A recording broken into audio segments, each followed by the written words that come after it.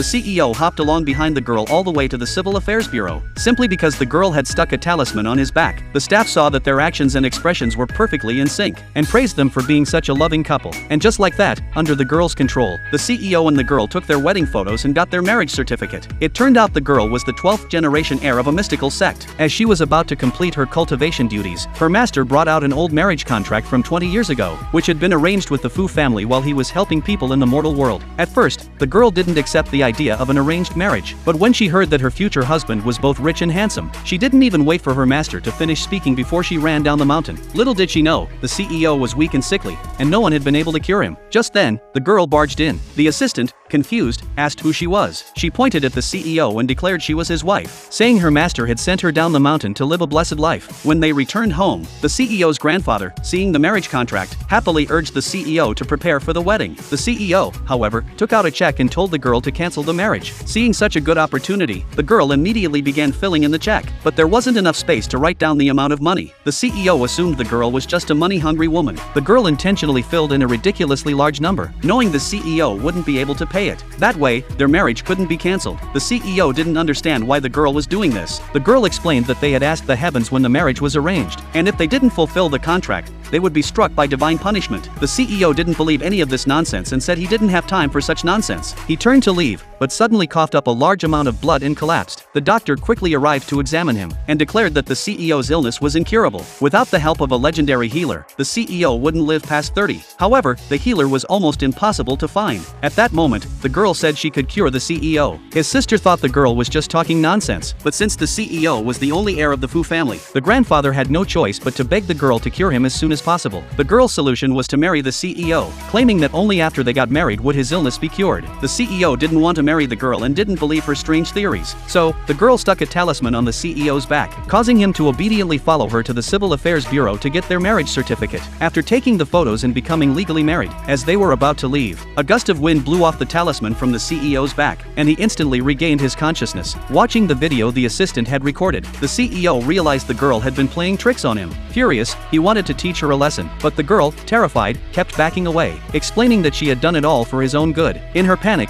she almost tripped, but luckily, the CEO caught her in his arms. Just then, a malicious woman, who had feelings for the CEO, appeared. The malicious woman was actually the girl's half-sister. Years ago, they had abandoned the girl on a mountain, never expecting she would survive, let alone marry the CEO. The sister tried to teach the girl a lesson, but the girl gave her a pill. The next second, the sister obediently followed the girl's orders, slapping herself and even chasing after a soccer ball like a dog. This terrified both the CEO and his assistant. When the girl turned around and noticed the CEO had disappeared, she immediately cast a spell to teleport and chase after him. When she got back home, she saw her sister complaining to the CEO. The CEO had also made up his mind to divorce the girl, offering her $1 billion to leave. The girl urged the CEO to give up this idea, warning him that if he persisted, he would face divine retribution again. She suggested they have a fake marriage instead, but before she could finish, the sister suddenly tore up their marriage certificate, refusing to believe in the idea of divine punishment. Seeing this, the girl became extremely worried, knowing full well that divine punishment was about to strike.